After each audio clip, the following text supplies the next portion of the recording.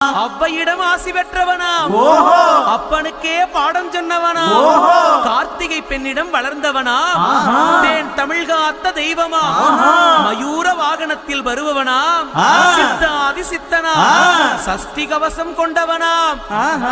அப்படிப்பட்ட முருகனவே ரொம்ப ரொம்ப சின்னவனா.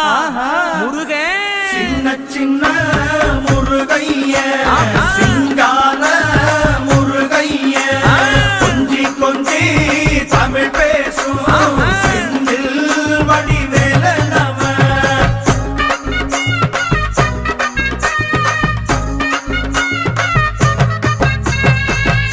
குன்றக்குடியான் என்பார், பழனிமலைநாதன் என்பார், வடபழனி ஆண்டவன் என்பார், சரவண பவன் என்பார், நிமலன் சுவாமி என்பார், தண்டாயுதபாணி என்பார், கலியுக